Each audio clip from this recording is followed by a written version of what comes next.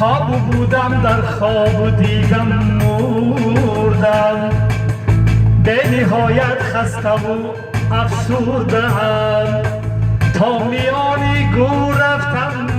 دل گرفت، قبر کن سنگی لحد را پر گرفت، روی من از خیرباره ها از خواب بود، وای قبر من چی وحشتناک بود، بالشتی زیر سرم از سنگ بود، گرچه ظلمت صوت و غروب تنگ بود، هر کی آمد به پیش سوره خواند و رفت، خسته بودم هیچ کسی یارم نبود، در آن میان یک تن خریدارم نبود، نه رفیق نه برادر نه کس بود، ترس بود و وحشت بود و دل با پسه ناله کردم ولیکن بی جواب، تشنه بودم در پی یک جرعه آب، آمدن در راه نزدم دو ملک، تیره شد در پیش چشمانم فلک، یک ملک گفتا بگو کی روی تو چیست، دیگر فریاد زد کی دین تو چیست، گرچه پرسش ها ظاهر ساده بود، لحظه بر اندام من افتاده بود، هرچی کردم سعی تا کی گویم جواب، از سکوتم آن دو گشته خشمگین رفتند و آنان آمد گرزهای آتشی.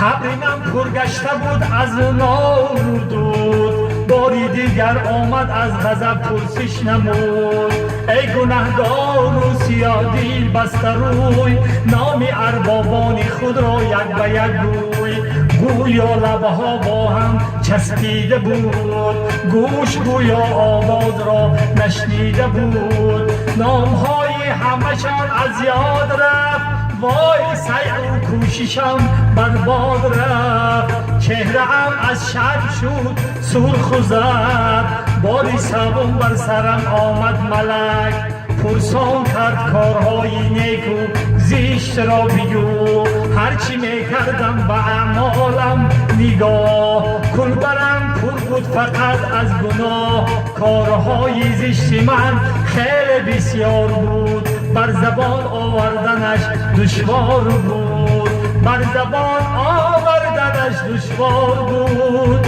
چاره جز لب فرو بستن نبود، گرز آتش بر سرم آمد فرود، پوست و جانم از حرارت آب شد، روحم از فرطی عالم بیتاب شد، دو ملائک ناامید از من شدن،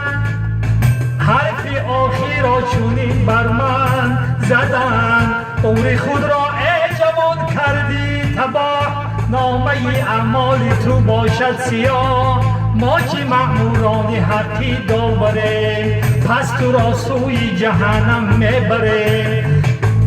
دیگر آنجا جای حضور خواهی گر شده بود، دست و پایم بسته در زنجیر بود، ناامید از هر کجا و دلفگار میکشیدن با خیفرت سوی دار، چون ز خواب بیدار گشتم خواب بود، این پیام از حضرت جبار بود، در جوانی تا توانی عذر و توبه ساز، ورنه حالت می شود همچون تباه.